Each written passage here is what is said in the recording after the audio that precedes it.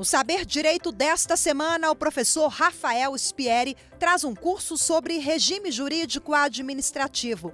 Além de falar das regras do regime, a abordagem vai ser sobre as administrações direta e indireta, as autarquias e fundações públicas e as empresas estatais. Já está no ar a aula 4.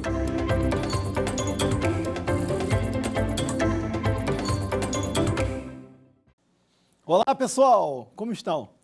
Vamos iniciar a aula de hoje. Meu nome é Rafael Spieri, eu estou trabalhando um tema valioso do direito administrativo, que é a organização da administração pública brasileira.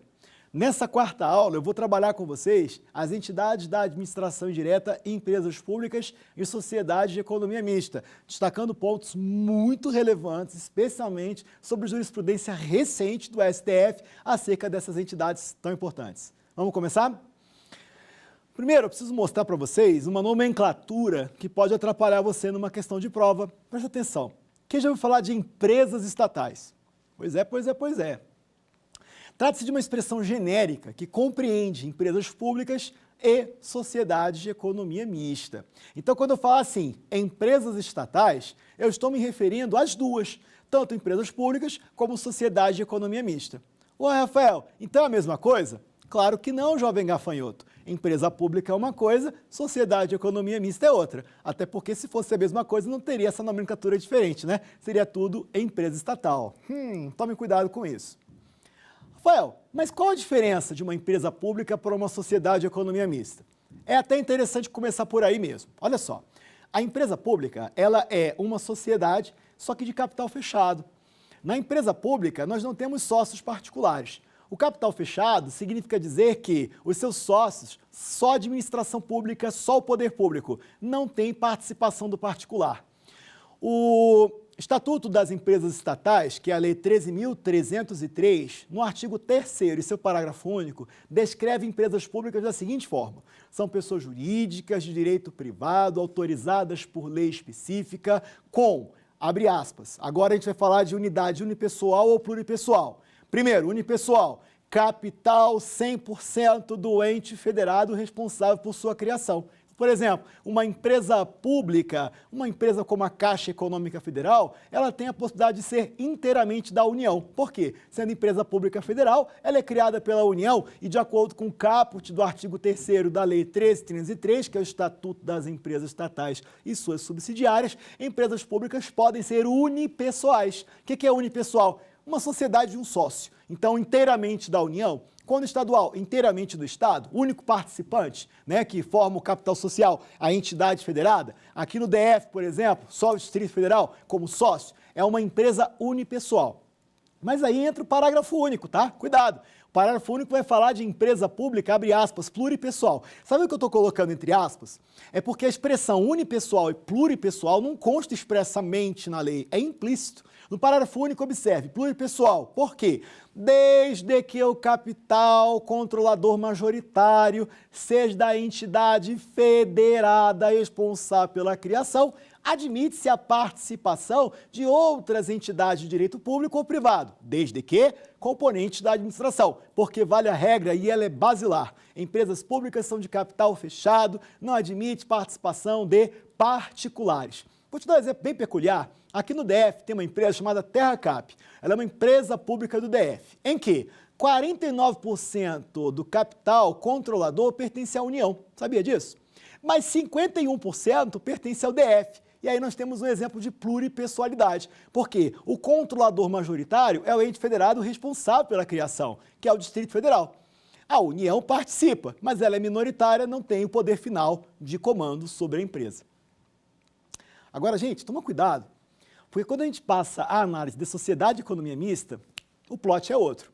O nome sociedade de economia mista salta aos olhos, né, a ideia de que, por ser mista, não é só capital público investido, também tem participação de particulares. Por outro lado, de uma outra forma de dizer assim, sociedade de economia mista tem o capital controlador majoritário nas mãos do Estado. Ponto. Agora, o restante do capital, sim, eu permito a participação de particulares, sócios privados na composição societária. O artigo 4º da Lei 13.303 traz esse conceito de que sociedades de economia mista terão capital controlador majoritário da União, Estado, município, DF ou autarquia, fundação pública, empresa pública, sociedade de economia mista. Reservado o percentual majoritário do controle, da empresa ao poder público, o restante pode ter participação, sim, de particulares. Agora, tem muito cuidado em relação à forma jurídica. Eu falei até aqui do capital social. Agora, quanto à forma jurídica, nós temos o regime jurídico dos sócios, as regras que são aplicadas entre eles, sobre eles, para eles. No caso da sociedade de economia mista, grava isso. Toda sociedade de economia mista é uma sociedade anônima. Essa redação é clara, artigo 5º da Lei 13.303, ela vai se submeter à Lei das SA, Lei 6404, Lei 6404. Então, é assim, correto afirmar que toda sociedade de economia mista é uma sociedade anônima, é uma SA. Mas e as empresas públicas? Boa pergunta, hein? Empresas públicas não tem problema, ela pode ser SA, ela não deve ser SA. Ela pode adotar qualquer forma societária, qualquer regime, forma jurídica de sócios que o direito brasileiro viabilizar. Então, eu poderia ter, por exemplo, uma empresa pública municipal limitada, uma limitada por cotas, ou, por exemplo, uma comandita em ações, não tem problema. Desde que sejam aplicadas as regras do Brasil, é perfeitamente possível empresas públicas adotarem forma jurídica de SA, ou de limitada, ou qualquer outra que o direito brasileiro balize. Deu para acompanhar? Essas principais diferenças que existem entre empresas públicas e sociedade de economia mista. Logo mais eu vou falar de mais uma a respeito do foro na Justiça Federal para empresas públicas federais. Agora não é tão importante. Eu preciso avançar. E agora tenha atenção, eu não preciso falar separado, empresa pública e sociedade de economia mista. Eu posso me referir às duas, usando que expressão? Empresas estatais. E quando eu falar de empresas estatais, eu estou me referindo às duas, empresas públicas e sociedade de economia mista. E olha como fica legal. Empresas estatais são pessoas jurídicas de direito privado, autorizadas por lei específica para desempenhar atividades econômicas, exploração de atividades econômicas ou mesmo prestação de serviços públicos. A gente vai falar assim, prestação de atividade ou exploração da atividade econômica ou execução de serviços públicos. E porque são empresas, admite-se o fim lucrativo, participação dos lucros junto aos sócios, sem qualquer problema. Aliás, é uma característica intrínseca às empresas e que não se replica nem em autarquias e nem em fundações públicas. Como é que é, Rafael? Legal, né? Na tua prova pode cair assim, das entidades da administração indireta, só as empresas estatais podem ter fim lucrativo. Autarquias e fundações públicas, nem pensar. Certa a resposta. Olha que interessante. Então, quando falar de fim lucrativo, lembre, empresas públicas e sociedade de economia mista. Ou vai no jargão, que é genérico, empresas estatais. Fechado? Agora vamos dar uma debruçada aqui nas consequências da personalidade de direito privado. Tá lembrado? Quando tem personalidade de direito público, tem consequências. Quando tem personalidade de direito privado, tem consequências. Como as empresas estatais são pessoas jurídicas de direito privado, primeira consequência, elas não são criadas por lei específica, elas são autorizadas por lei específica. Então, a criação de empresas estatais se deve ao registro, junta comercial. Sem o registro, não nasce a pessoa jurídica. Mas atenção, antes do registro, tem que ter lei autorizativa específica. Então, fica assim a frase. As empresas estatais são criadas com registro, mas ele é precedido de uma autorização por lei específica. Nunca perca de vista o princípio da simetria. É correto afirmar que, para criar, é preciso registro? Então, para extinguir, precisa de registro. Mas, se para criar o registro é precedido de lei autorizativa, para extinguir também. Então, a frase fica, a criação ou a extinção de empresas estatais depende de registro. Em ambos os casos, é necessário lei autorizativa específica para que isso se verifique. Daqui a pouco vai ter uma sutileza sobre isso bem bacana, que é a tal jurisprudência que eu cogitei comentar com vocês, especificamente a ADI 6241. Depois eu volto que eu estou ansioso para falar dela. Muito bem, adiante com o tema. Quando eu falo de empresas estatais, elas vão seguir aquele ritual das fundações públicas de direito privado. Vai ser necessário realizar concurso público pelo artigo 37, inciso 2 da Constituição, mas os selecionados não serão servidores públicos, serão empregados públicos sujeitos a regime trabalhista. Presta bem atenção, a variação de direito público ou de direito privado é na fundação pública. Quando eu falo autarquia, você crava, de direito público. Consequência, servidores estatutários em seus quadros. Ponto. Faz concurso, servidores estatutários em seus quadros. Muito bem, quando você fala de fundação pública, aí depende. Quando ele é de direito público, tem servidores públicos em seus quadros, como autarquias, são entidades autárquicas. Por outro lado, quando ele é fundação pública de direito privado, faz concurso, mas os selecionados se tornarão empregados públicos contratados, vai ser um CIT, um contrato individual de trabalho, tradicional.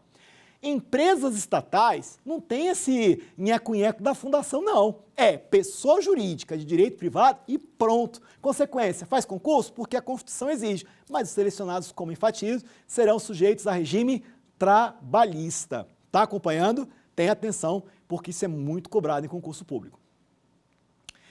Agora vamos com calma. Vamos voltar às atividades. Esse é um assunto perverso. Pensa comigo. Empresas privadas exploram atividade econômica, autonomia de vontade. Eu quero, por exemplo, me reunir com um caboclo para fazer uma sociedade. E eu quero, por exemplo, vender queijo. Pode? Pode. Eu posso fazer tudo que a lei não proíbe. Então, eu vou fazer uma pessoa jurídica, vai ser na forma de sociedade empresarial, a gente vai explorar a atividade econômica vendendo queijo. Ponto. Vamos distribuir lucro, coisa e tal, porque é assim que a banda toca. Vamos pagar imposto, porque direito privado pode ter bem penhorado em caso de dívida, aquela coisa e tal, aquela lenga-lenga do direito. Agora, presta atenção. Quando eu falo de empresa estatal, você está percebendo que quando eu crio uma empresa estatal para explorar a atividade econômica, é como se eu estivesse entrando no setor do particular? Isso é muito legal. É dizer assim, autonomia de vontade, a exploração da atividade econômica é coisa do setor privado. Empresa estatal só pode invadir essa área, essa seara, se for de relevância de modo excepcional. E isso está previsto na Constituição, gente. A gente passa batido por coisas que são importantes. O artigo 173, caput da Constituição Federal, vai alegar que a criação de empresas públicas e sociedade de economia mista para exploração de atividade econômica é excepcional. É por razões de relevante interesse público ou mesmo para a defesa, segurança do Estado. Aí é diferente, é exceção. Então, traduzindo, enquanto empresas privadas são criadas a granel, como regra geral, setor privado, empresas estatais, portanto, empresas públicas e economias mistas, que exploram a atividade econômica, é exceção. E isso traz consequências, viu? É verdade. O artigo 173 vai alegar para a gente, no seu parágrafo 1º, que será criado um estatuto, será criada uma lei que disciplinará as obrigações das empresas públicas e sociedade de economia mista que exploram a atividade econômica. E aí ele joga no inciso 2 o seguinte: as mesmas obrigações tributárias, civis, comerciais e trabalhistas observadas na seara privada serão também aplicadas às empresas estatais que exploram atividade econômica. Duas obrigações aqui merecem destaque: a civil e a tributária. Olha que interessante. As empresas públicas e sociedades de economia mista que exploram atividade econômica podem ter seus bens penhorados, porque é uma regra civilista, perfeitamente aplicada, porque no setor privado, se eu não estou pagando, por exemplo, débitos trabalhistas, eu posso ter na minha empresa penhora de bens para assegurar o cumprimento do pagamento de verbas alimentares, verbas alimentícias no tocante a direito do trabalho. Perfeito. E as empresas estatais que exploram a atividade econômica também. É perfeitamente possível reclamação trabalhista por seus empregados em desfavor de empresas estatais e, uma vez condenada, sim, a empresa pode ter seus bens penhorados. Mas por causa do quê? Direito privado, exploração da atividade econômica. Essa é a regra. A Constituição determina. Elas vão se submeter às mesmas obrigações que são verificadas nas empresas privadas. E tem mais. No tocante à tributação, pagamento de impostos, não gozam de imunidade. Estarão sujeitas a pagamento de impostos como se empresas privadas fossem. Isso é muito legal. Esse, então, cai muito em prova. Porque, olha só, pensa comigo. Artigo 150 da Constituição, lá no parágrafo 2º, imunidade tributária. Você vai ter autarquias e fundações. Inclusive, passagem bem rápida, fundações públicas de direito público ou de direito privado. Tá? Para a imunidade tributária quanto ao pagamento de impostos, não interessa. Fundação pública de direito público ou de direito privado. E também autarquias. Mas o Constituinte não fala de empresas públicas e sociedade de economia mista. E pior, ele ratifica, ele confirma que de fato elas não têm essa imunidade, porque se exploram a atividade econômica, elas vão se submeter às mesmas regras tributárias aplicadas às empresas privadas. Está dando para acompanhar? Isso não é sensacional? Agora, note que por uma questão de mercado, quando elas competem com o setor privado e eu asseguro o benefício fiscal ao particular, aí sim eu posso estender o benefício a ela. É o parágrafo 2º do artigo 173. Então, as empresas estatais que exploram a atividade econômica só gozarão de benefício fiscal se as empresas do setor com as quais ela compete também gozarem do mesmo benefício. De tudo que eu estou explicando, o que lhe parece? São chamadas empresas estatais que trabalham em nível de competição com o setor privado. Aqui os exemplos mais interessantes são os bancos, como, por exemplo, o Banco do Brasil. Aqui eu tenho uma equiparação do Banco do Brasil a bancos privados, como Itaú ou Bradesco. Tanto um como o outro, digo, empresas privadas como empresas estatais que exploram a atividade econômica, vão se submeter aos mesmos encargos, sejam eles tributários, sejam eles trabalhistas. Mas não é isso que vai cair na sua prova, sabia? Ai, pessoal, então por que você está falando disso? Porque essa é a regra e ela é basilar, é galinha morta. Caiu na prova, pá. Agora, o que pode ser cobrado? As empresas estatais que prestam serviços públicos. O que acontece? Pensa comigo. Serviço público. O nome já deixa transparecer. O serviço público é uma atividade de Estado dirigida à satisfação do interesse público. Então, pelo simples fato de ser uma atividade do Estado, própria do Estado em nível de serviço público, já tem que receber proteção especial. E aí isso gera uma complicação para os candidatos. O que acontece? Empresas públicas e sociedades de economia mista que prestam serviços públicos são pessoas jurídicas de direito privado, ponto. Porém, para proteger o serviço público, são estabelecidas prerrogativas, não pela personalidade, mas pela atividade que se dirige à satisfação do interesse público. Porque foi como eu já cogitei com vocês a análise, lá na primeira aula, regime jurídico administrativo, um conjunto de sujeições, mas também de prerrogativas, tudo em proveito, em benefício do atendimento do interesse público. Então, olha o que vai acontecer. Empresas estatais que prestam serviços públicos, os bens que se achem atrelados à prestação do serviço público não podem ser penhorados. Como é que é, Rafael? Repito, se ela é prestadora de serviço público, os bens que se achem atrelados à prestação do serviço público, dada a aplicação do princípio da continuidade, não podem sofrer penhora. Sobre o tema, recurso extraordinário 720-676, Supremo Tribunal Federal, cravou esse entendimento que até hoje se replica. É um divisor de águas, tá? É um divisor de águas. Empresas estatais que prestem serviços públicos, porque as que exploram a atividade econômica, dá para penhorar bens. Mas, Rafael, peraí. Então eu posso dizer que certas empresas estatais gozam da impenhorabilidade de bens? Sim. Isso é um negócio bem interessante que também pode ser cobrado na sua prova, que é o seguinte.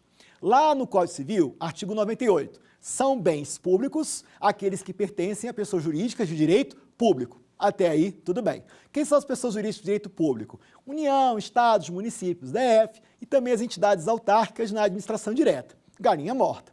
Agora, veja que eu vou pegar essa prerrogativa que é nata da pessoa jurídica de direito público, bens públicos pertencem a pessoas jurídicas de direito público, e vou elastecer as consequências para as empresas estatais que prestem serviços públicos. A frase fica assim: pessoas jurídicas de direito privado, empresas estatais, não têm bens públicos. Porém, os bens que se acham atrelados a um serviço público vão gozar da prerrogativa da impenhorabilidade. Isto é, eu estou elastecendo uma consequência do bem público para quem, em tese, não tem bem público, porque é pessoa jurídica de direito privado.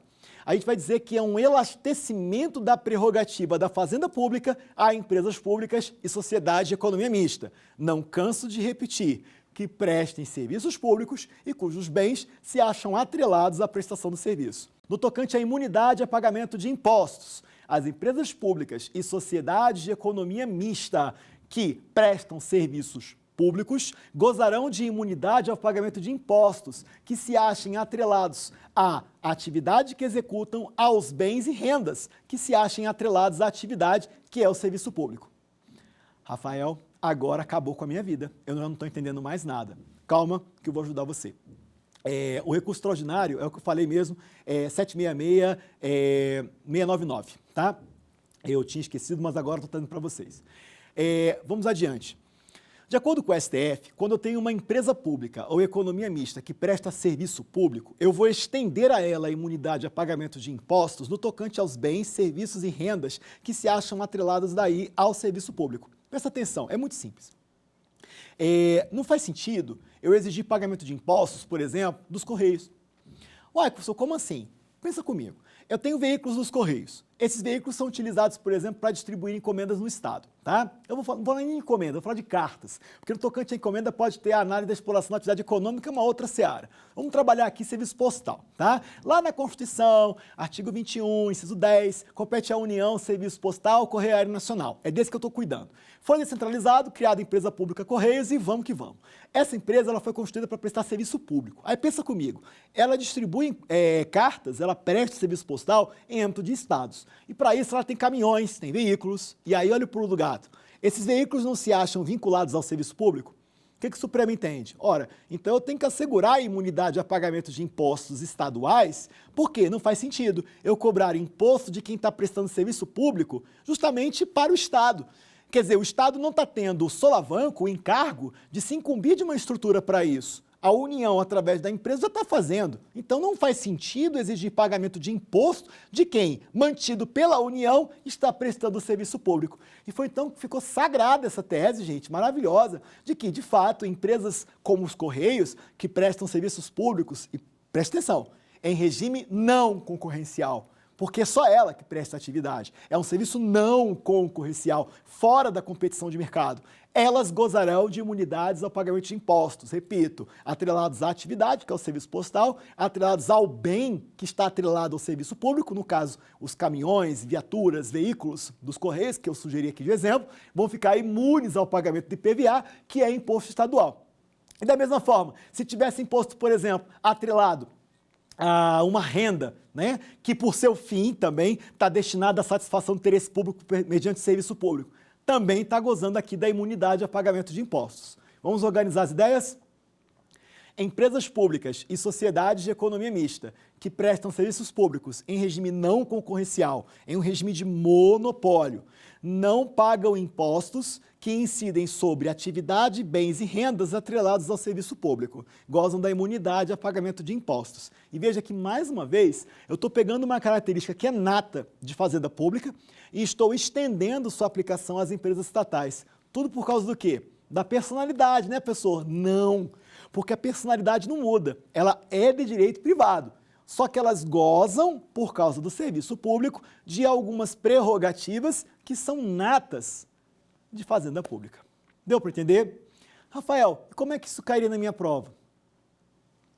Tem duas formas. A forma objetiva é assim. De acordo com o STF, as empresas públicas e sociedades de economia mista que prestam serviços públicos em regime não concorrencial gozam de imunidade a pagamento de impostos sobre, por exemplo, bens que se vinculam à prestação de serviço público. Certa resposta. Uma outra questão que poderia ser cobrada em relação à penhora. Empresas públicas e sociedades de economia mista que prestam serviços públicos, os bens que se acham atrelados ao serviço público, por força do princípio da continuidade, não estarão sujeitos à penhora. Inclusive, sobre esse último ponto, também é possível cobrar na prova. Isso foi consagrado para os Correios, tá? Que, como eu não posso penhorar os bens que se acham atrelados ao serviço público, elas, por suas dívidas que foram condenadas, né? Ou melhor, elas, a empresa, no caso, as empresas estatais, né, que prestam serviços públicos. Essas empresas, elas não têm a penhora de seus bens atrelados ao serviço público. E por força disso, as dívidas que foram condenadas a pagar mediante processo judicial, a gente vai ter a execução por processo especial de precatório. Então, elas vão responder por precatório e não por um processo de execução convencional. Não é sensacional? Rafael, então peraí, deixa eu organizar a minha ideia. Autarquias e fundações públicas gozam de imunidade a pagamento de impostos. Ok. As empresas estatais que exploram a atividade econômica, não. Certo. Mas as que prestam serviços públicos em regime de monopólio, em regime não concorrencial, gozam. Isso. Perfeito. A outra parte, então, professor, autarquias e fundações de direito público não podem sofrer penhora de seus bens, correto, professor? Correto. Já as empresas estatais, de modo geral, que exploram a atividade econômica, sim, podem, sim, sofrer a penhora. Ok. Agora, vai além. E as que prestam serviços públicos? Seus bens são impenhoráveis. As dívidas que foram condenadas a pagar em matéria de processo judicial será realizado procedimento de precatório, justamente aqui uma dinâmica dos Correios, né? Foi o julgado aqui que eu citei para vocês. Perfeito! Super empolgante, não é? Eu adoro essa matéria, eu adoro essa matéria. Mas vamos além? Eu preciso chamar a atenção de vocês agora para uns detalhezinhos bem interessantes. Vem comigo. Lá atrás, início da década de 2000, cheguei até a mencionar na aula passada a ADI 1717. Comentei com vocês à época em relação à questão da constitucionalidade do artigo 58 da Lei 9649, a respeito da questão lá de concurso, coisa e tal, para empregados públicos. Esse tema até não foi tão enfrentado na ADI 1717. O tema principal da ADI 1717 foi outro. Sabe qual foi? Vamos lá. Será possível empresas estatais que foram constituídas, né, pelo Estado a partir de uma autorização por lei específica, executar atividade na área de poder de polícia? Isso foi colocado em xeque lá atrás. Olha que interessante. O Supremo Tribunal Federal entendeu que isso seria uma atividade indelegável para pessoas de direito privado. É dizer que o poder de polícia, porque ele se realiza mediante atos de império, coercitivos, não seria uma atividade delegável, atribuível a empresas estatais, dada a personalidade de direito privado. Foi então que surgiu a seguinte tese: o poder de polícia deve ser exercido por pessoas jurídicas de direito público. Repito, lá atrás, de acordo com o STF, o poder de polícia é uma atividade de Estado que deve ser desempenhada por pessoas jurídicas de direito público. Tá ok até aqui? Só que isso mudou um cadinho. Ali em 2020, cadinho não, um cadão, você vai ver. Em 2020, o STF foi colocado em xeque, mais uma vez, né, em relação ao seu posicionamento, novamente, sobre esse tema. Empresas estatais podem ou não podem explorar a atividade de poder de polícia? Então, o caso, o leading case, foi sobre o BH Trans, que é uma sociedade de economia mista de BH. Ela desempenha atividades que são próprias de Estado na área de gestão de trânsito, também transporte coletivo. E aí foi colocado em xeque. E aí, Supremo, pode exercer poder de polícia sancionando, por exemplo, aplicando multa? Cara, olha que entendimento sensacional, invejável, realmente fantástico. Apesar de ser uma empresa e, portanto, pessoa jurídica de direito privado, ela não compete com ninguém. Ela desempenha uma atividade própria de Estado em regime não concorrencial. E veja, ademais, nós temos a ideia de que ela tem a participação, controle majoritário do Estado. E ainda, ela foi autorizada por lei específica. Junta esses três ingredientes: atividade própria de Estado em regime não concorrencial, autorizada por lei específica, portanto, teve um processo legislativo para a criação, e ainda, ela desempenha atividades, ou melhor dizendo, tem um controle majoritário, né?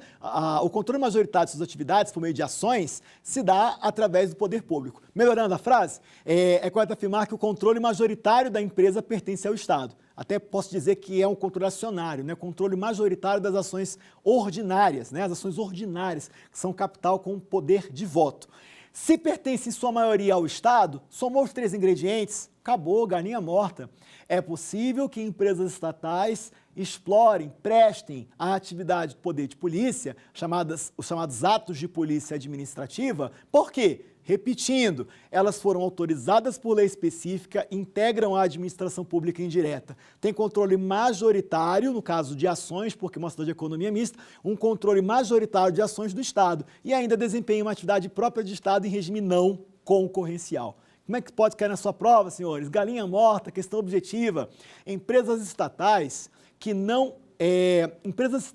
foram constituídas para atividade própria de Estado, em regime não concorrencial e que detêm controle majoritário do poder público, podem ser constituídas para a exploração de poder de polícia, para a prestação de serviços na área do poder de polícia. Resposta, correto. Agora, de um modo geral, veja, saiu dessas linhas, desses contornos, ela não pode. Então, isso também seria um outro tipo de questão. Empresas estatais que exploram atividade econômica, por exemplo, podem executar atos de polícia? Negativo. Por quê? Normalmente em regime concorrencial, exploração da atividade econômica não tem nada a ver com a atividade própria de Estado, percebe? Ainda que tenha um controle majoritário do poder público e integre a administração indireta, isso não é suficiente. Ela só vai poder prestar serviços na área de poder de polícia se desempenha atividade própria de Estado em regime não concorrencial. Outro tipo de questão que pode ser cobrada, e essa é pesadíssima. Eu posso delegar o exercício do poder de polícia à entidade privada? Cuidado! Aí não, né, gente? Entidade privada é do setor privado. Eu não posso ter uma empresa, por exemplo, do particular, explorando atividades do poder de polícia. Isso não pode. Por quê? Porque é uma atividade própria do Estado e indelegável à iniciativa privada. Esse é o entendimento pacificado do STF. Tenha muita atenção. Fechou? Agora, gente, eu preciso muito ressaltar para vocês, em controle de constitucionalidade, o posicionamento de 2021 do STF a respeito do PND, que é o Plano Nacional de Desestatização. Foi um controle de constitucionalidade no processo de ADI, Ação Direta de Inconstitucionalidade, 6241. E ali o Supremo declarou o seguinte. Lembra que eu falei que as empresas estatais são criadas com registro, mas tem que ser precedido de lei autorizativa, uma lei específica que autorize o registro? Muito bem. Eu insisto, a Constituição no 3719 fala, serão autorizadas por lei específica. Perfeito? Então, quer dizer, de acordo com o que nós estudamos, a gente precisa de uma lei que não seja pluritemática, mas uma lei monotemática. Isso está corretíssimo. Porém, na ADI 6241, foi colocada a seguinte pergunta junto ao Supremo. E aí? Eu tenho uma lei genérica que coloca a empresa estatal, seja ela empresa pública ou sociedade de economia mista, num plano de desestatização. Mas é uma lei genérica, atenção, uma lei genérica, que não fala apenas dessa empresa, ela fala de várias empresas, dentre elas a empresa de Correios e de Casa da Moeda, que é uma empresa pública, ambas são empresas públicas. Então, uma lei que aborda uma diversidade de empresas. Seria possível uma lei genérica colocar no Plano Nacional de Desestatização com a consequente extinção ou controle sendo transferido à iniciativa privada? Seria possível? O Supremo foi questionado quanto a isso. E o que o Supremo disse? Que sim, é perfeitamente possível. Que se houve uma previsão legal, portanto, mediante um processo legislativo, portanto, uma lei específica, né? Na verdade, melhor dizendo, para não confundir, se existe previsão em uma lei de que essa empresa e a outra, e tantas quanto o poder público queira, vão passar por um processo de desestatização, acabou, já é suficiente, porque houve um processo legislativo que colocou no mesmo balaio de gato, dentro de um programa, né, uma política pública de governo, empresas estatais que serão desestatizadas. Logo, eu não preciso de uma autorização específica para a inclusão no PND. Ou melhor dizendo, se já estão incluídas no PND, acabou. Eu não preciso de uma autorização por lei específica para a desestatização. Então ficou cristalizado o seguinte entendimento. A simples previsão em lei genérica de desestatização é suficiente porque passou por um processo legislativo, de forma que a empresa pública ou sociedade de economia mista ali mencionada não precisará de uma nova autorização por lei específica para que se dê sua desestatização. Agora, muito cuidado. Isso é para PND, porque também pode cair na sua prova o seguinte, simples assim, curto e grosso. A extinção de uma empresa pública, a extinção de uma sociedade de economia mista, precisa de uma autorização por lei específica. Certo. Eu não envolvi aqui o Plano Nacional de Desestatização, porque isso é uma liberalidade de governo. Então, se o governo entende como política pública razoável a desestatização e já está incluída a empresa na lei genérica de desestatização, acabou, suficiente. Não precisa de uma lei específica autorizando a desestatização.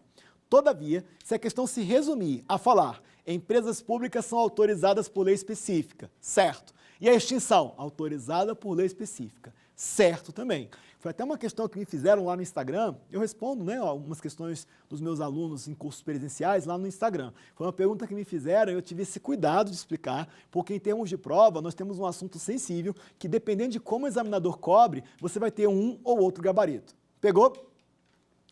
Rafael, deixa eu ver se eu entendi uma coisa. Então, se eu tenho a inclusão da empresa por meio de uma lei genérica no Programa Nacional de Desestatização, não será necessário uma lei autorizativa específica para viabilizar a desestatização. É isso? Certo. ADI 6241, recomendo a leitura.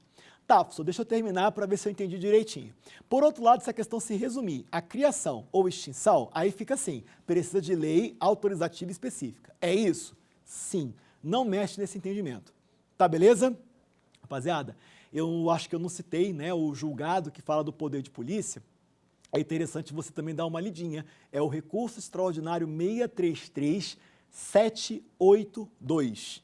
Recurso extraordinário 633782. Especificamente, ele trata do BH Trans, que é uma sociedade de economia mista, mas é perfeitamente admissível estender esse entendimento para empresas públicas dentro do cenário que foi construído na decisão, tá? No julgado, que cumpre aqui novamente repetir, empresas públicas, ou melhor dizendo, né, sociedade de economia mista, porque BH Trans é uma sociedade de economia mista. Então, a sociedade de economia mista, porque tem autorização por lei específica, integra a administração direta, tem o capital controlador majoritário nas mãos do Estado e desempenha atividades próprias de Estado em regime não concorrencial, ela está habilitada ao exercício do poder de polícia numa boa, tá? E isso só pode cair na prova desse jeito, com todo esse cuidado. Veremos até uma questãozinha sobre o tema que você vai perceber que o examinador não pode derrapar, porque dependendo de como ele derrape, perde a questão, cabe recurso. Fechou? RE 633-782. Rafael, eu queria dar uma lidinha depois naqueles julgados lá sobre questão de imunidade a impostos e também da impenhorabilidade dos bens das empresas estatais. Como é que funciona mesmo? Me fala o número que eu vou querer, por favor, dar uma lidinha, só se for agora. Em relação à penhora, é o recurso extraordinário 720-676. Em relação à imunidade a impostos, você tem o RS 766-699, que vai cuidar daí sobre a questão dos impostos, tá? Dentro daquelas balizas que eu expliquei para vocês. Rapaziada, então aqui eu convido vocês a fazer um raciocínio bem legal para a gente envolver os assuntos explicados nas aulas anteriores com o assunto que nós estamos abordando aqui. Porque veja bem, nós estamos chegando a um clímax da organização da administração pública brasileira. Quer ver? Lá atrás, na primeira aula, eu falei, nós temos dois princípios basilares do regime jurídico administrativo, a indisponibilidade do interesse público e a supremacia do interesse público. O primeiro criando obrigações especiais, sujeições especiais, destaquei na época a legalidade e a impessoalidade e também falei da supremacia do interesse público, destacando a alta executoriedade e a imperatividade dos atos. Lembra disso? Junta tudo e olha que interessante, trazendo para a aula de hoje. Autarquias gozam do poder para poder impor, constituir obrigações junto ao particular no exercício do poder de polícia, dada a supremacia do interesse público. Todavia, para criar uma autarquia é preciso lei, e isso é uma sujeição, uma obrigação típica da indisponibilidade do interesse público. Agora observa, bens públicos de autarquias podem sofrer penhora? Não. Por quê? A gente tem a supremacia do interesse público criando uma prerrogativa, a prerrogativa da impenhorabilidade de bens públicos. Inalienabilidade relativa, outra prerrogativa, para evitar problemas no setor de se despender, por exemplo, aí, se despregar de bens que são intimamente ligados ao interesse público. Então, a inalienabilidade, que é relativa, é uma regra geral íncita, enquanto prerrogativa aplicada às pessoas jurídicas de direito público. Agora, vira um pouquinho. Quando você fala de empresas públicas e sociedade de economia mista, elas não gozam da impenhorabilidade. Por quê? Porque são pessoas jurídicas de direito privado. Então, a gente afasta a aplicação da prerrogativa e aplica a regra do direito privado. Rafael, que interessante. Então, quando você fala do direito público, você pode trazer o regime jurídico administrativo. Então, a supremacia do interesse público existe. E não por isso ela goza de prerrogativas tais como a impenhorabilidade, né, dos bens, a imunidade ao pagamento de impostos. Sim, é isso. Agora, quando a bicha é de personalidade de direito privado, muda. Porque daí eu não vou aplicar, né, o regime jurídico administrativo em sua integralidade, porque eu vou aplicar ela como regra o direito privado. Então você tem essa jogada, um ida e vinda, da direita para a esquerda. Da direita, aqui é até interessante que você entenda, fazenda pública, administração direta, goza das prerrogativas, que se estende às entidades autárquicas, mas de regra não alcança as pessoas jurídicas de direito privado. Da mesma forma, repara só, é obrigatório fazer concurso público? Sim. Isso vale para todas, porque uma sujeição especial íncita à indisponibilidade do interesse público é uma obrigação especial e que não faz sentido tirar essa obrigação das pessoas jurídicas de direito privado pelo simples fato delas terem personalidade de direito privado. Então, eu vou aplicar necessariamente a obrigação da realização de concurso público, inclusive às pessoas jurídicas de direito privado. Por quê? Porque é uma disposição constitucional decorrente da indisponibilidade, é uma obrigação pró-interesse público. Não faz sentido afastar essa regra tão importante das pessoas jurídicas de direito privado pelo simples fato de terem essa personalidade. Quer trazer uma outra dinâmica interessante? Licitação. É correto afirmar que empresas públicas, sociedade de economia mista, apesar de terem personalidade de direito privado, vão se submeter à obrigatoriedade de promover licitações para a celebração de seus contratos? Sim, inclusive, lembra da Lei 13.303? Pois é, ela entrou em vigor em 2016, ou melhor, na verdade, ela foi publicada em 2016, mas ela teve um vacatio legis de 2 anos para as empresas estatais que já haviam sido criadas antes da sua edição. Então, deixa eu voltar um passo atrás. A Lei 13.303, ela foi publicada em 2016, mas para as empresas estatais que já existiam antes dela, foi dado um vacatio legis de 2 anos. Então, ela passou a vigorar para tais empresas a partir de 2018. E daí, olha só, ela traz uma série de regras sobre licitações. Mas por que, Rafael? Licitações e contratos, diga-se de passagem. Mas por que, Rafael? Porque a Constituição manda em empresas públicas, economias mistas, assim como toda a administração direta e indireta, realizar procedimento licitatório para contratações. E isso, veja, é uma obrigação, uma sujeição especial que é decorrente da baliza da indisponibilidade do interesse público. Rafael, mas é só isso, né? Ledo engano, tem muito mais coisa. Quer ver? Sujeição ao controle pelo Tribunal de Contas, para todas, independe da personalidade, de direito público ou privado. Isso é uma sujeição especial. Está acompanhando? Agora vira um pouquinho a jogada.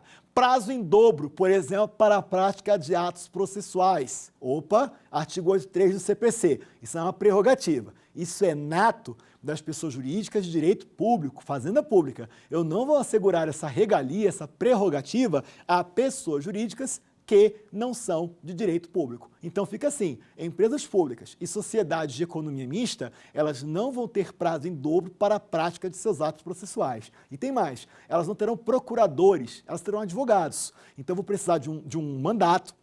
No caso aqui, eu vou precisar de uma procuração ad judicia, enquanto advogado, para postular em nome de uma empresa pública ou sociedade de economia mista, o que não é exigido de procuradores, né? No âmbito, por exemplo, federal, procuradores federais que defendem autarquias não precisam de uma procuração para defender os interesses da autarquia, porque o cargo deles já estabelece essa competência. Então, basta provar que eles têm esse cargo, que é o suficiente para que eles desempenhem essa tarefa. Então, isso também é uma sutilezazinha que é nata das pessoas jurídicas de direito público, mas que não se aplica às pessoas jurídicas de direito privado, especialmente empresas estatais.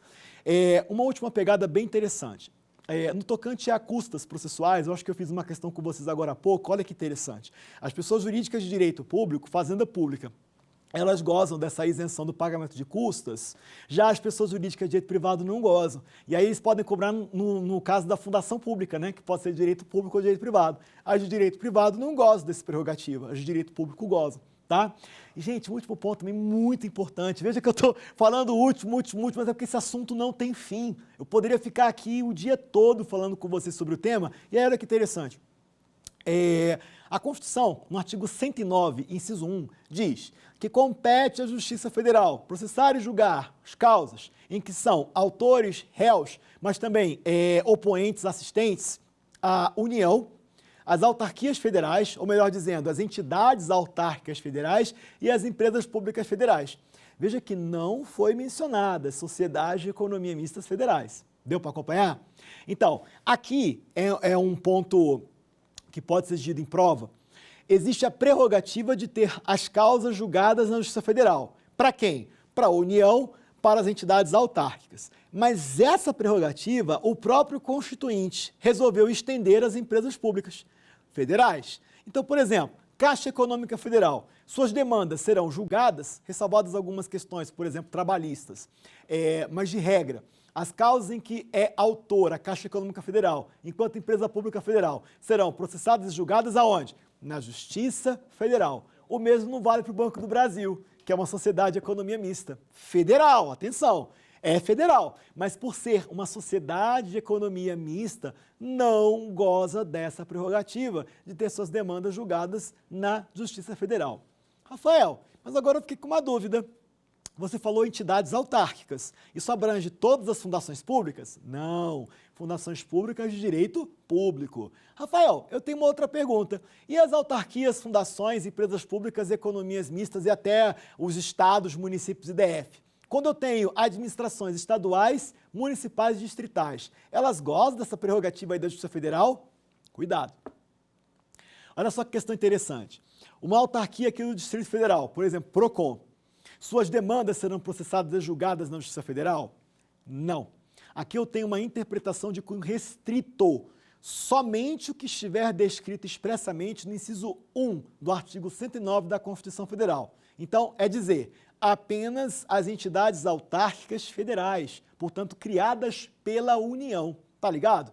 Se a autarquia é distrital, estadual, municipal, não goza dessa prerrogativa. Isso vale tanto para o próprio Estado e seus órgãos, como para as suas autarquias, suas fundações, suas empresas públicas e suas sociedades de economia mista. Ué, Rafael, se as demandas não são julgadas na Justiça Federal, são julgadas aonde? Justiça Estadual, né? Você não pode perder de vista. Então, em resumo, União, seus órgãos, autarquias federais, fundações públicas de direito público federais, são as entidades autárquicas, né, junto com as autarquias, e as empresas públicas federais, Justiça Federal, regra. Já estados, municípios e DF, suas autarquias, fundações, empresas públicas e sociedade de economia mista, Justiça Estadual. E lembre-se, sociedades de economias mistas federais também serão processadas e julgadas na Justiça Estadual as suas demandas de que, né, é parte, autora, réu, assistente ou oponente. Perfeito? Vamos chamar o quiz? Vamos lá. A criação da empresa pública para atuar em regime de competição no mercado com empresas privadas. Alternativa A. Somente é viável em caráter excepcional, sendo a empresa criada por lei específica, derrogatória do regime de direito privado. Alternativa B. Não é juridicamente viável, eis que a intervenção direta do Estado no domínio econômico somente é admissível em regime de monopólio ou em setores regulados. C. Não encontra respaldo em nosso ordenamento jurídico, admitindo-se em tais casos a criação de sociedade de economia mista com participação pública minoritária. Alternativa D. Pressupõe imperativo de segurança nacional ou relevante interesse coletivo e demanda prévia autorização legislativa. E aí, qual que é a resposta? Boa, né? Resposta, alternativa D. Olha que questão sensacional, gente. Quando você fala de autarquias, ou melhor dizendo, de empresas privadas, ou melhor dizendo ainda, desculpe, empresas públicas. O que eu disse para vocês? Uma empresa pública ou sociedade de economia mista que explora atividade econômica, ela só pode ser constituída em regime de exceção, por razões de segurança nacional ou por motivo de relevante interesse público, que é justamente o que está aqui definido na alternativa D. Então, é possível criar empresas estatais para exploração da atividade econômica, mas em regime de exceção. E automaticamente, quando eu as crio, eu vou submeter justamente essas entidades a regras, obrigações civis, tributárias, comerciais e trabalhistas que são aplicadas ao setor privado. Então, existe uma equiparação quanto às obrigações aplicadas à iniciativa privada. Veja então a alternativa A, vamos criticar. A criação de empresa pública para atuar em regime de competição no mercado é possível? Sim. Letra A, somente é viável em caráter excepcional? Correto. Sendo a empresa criada por lei específica? Errado. Ela não é criada por lei específica, como já foi falado diversas vezes. Empresas estatais, por terem personalidade de direito privado, são autorizadas por lei específica. Adiante, derrogatória do regime do direito privado. Não, ele está alegando que ela é criada por lei específica e essa lei afasta a aplicação do direito privado. Totalmente errado. Ela é autorizada por lei específica e porque explora a atividade econômica em regime concorrencial, vai se submeter às mesmas obrigações aplicadas ao setor privado. Alternativa B, não é juridicamente viável. Errado. É possível, mas sempre em regime de exceção. Agora tem um ponto aqui que merece destaque. Eis que a intervenção direta do Estado do domínio econômico somente é admissível, atenção, em regime de monopólio ou em setores regulados. A exploração da atividade econômica pelo Estado não pode se dar em regime de monopólio. Cuidado, repito, a atividade econômica explorada pelo Estado indiretamente através de empresas estatais não pode se dar em regime de monopólio, é proibido constitucionalmente. Agora, por outro lado, eu posso criar uma empresa estatal, seja ela empresa pública ou economia mista, que preste serviço público em regime de monopólio, que é o caso do BH Trans. O BH Trans, que explora atividade própria de Estado em nível de serviço público em regime não concorrencial, atua em regime de monopólio, percebe? Sem problema nenhum, mas porque foi criada para prestar serviço público, e daí está tudo bem. Então, alternativa B, absolutamente errada. Adiante, C, não encontra respaldo em nosso ordenamento jurídico? Errado, encontra. Admitindo-se, em tais casos, a criação de sociedade de economia mista com participação pública minoritária. Totalmente errado. Tanto empresas públicas como sociedade de economia mista, como já foi falado, repito, podem ser constituídas para a exploração da atividade econômica em regime de exceção. E, claro, elas não podem ter controle minoritário, né? O Estado, o município, DF e União tem que ter um controle majoritário sobre essas empresas para dirigir os seus trabalhos em prol do interesse público. Vamos para a próxima questão. Imagine que Gama é entidade da administração indireta federal, que ostenta personalidade jurídica de direito privado e foi criada por meio de autorização de lei específica. Gama foi constituída necessariamente sob a forma de sociedade anônima e tem capital misto, mas a maioria do capital votante, capital controlador, é do poder público. De acordo com o ordenamento jurídico, diante da descrição acima, a entidade Gama é A. Fundação pública, B. Sociedade de economia mista, C. Autarquia federal, D. Empresa pública. E aí, qual que é a resposta? Exatamente, você não errou, tenho certeza. Sociedade de economia mista, resposta alternativa B. Gente, a descrição foi totalmente de economia mista. Se não, vejamos, acompanhe a leitura. Ela é uma entidade com personalidade de direito privado, autorizada por lei específica. Ela é constituída obrigatoriamente na forma de SA, tem controle majoritário do poder público que a constituiu. Isso é o quê? Sociedade de economia mista. Rafael, mas tem um ponto aí que você não destacou. Boa, você percebeu, né? Admite a participação da iniciativa privada na composição do capital social. Você não vê isso em nenhuma outra entidade. Autarquia, fundação, empresa pública, só na sociedade de economia mista. E esse é um ponto muito importante que merece sempre muita atenção em nível de prova. Perfeito? Vamos para a próxima questão. A Sociedade de Economia Mista Municipal, BETA, possui capital social majoritariamente público e presta exclusivamente serviço público de atuação própria do Estado em regime não concorrencial. Trata-se de serviço na área de trânsito, cujo exercício compreende a aplicação de multa. De acordo com a atual jurisprudência do Supremo Tribunal Federal, a lei do município BETA, que promoveu a delegação do poder de polícia à Sociedade de Economia Mista BETA, inclusive da fase da sanção de polícia mediante a possibilidade da aplicação de multas, é, letra A, inconstitucional, pois Sociedade de Economia Mista é pessoa jurídica de direito privado.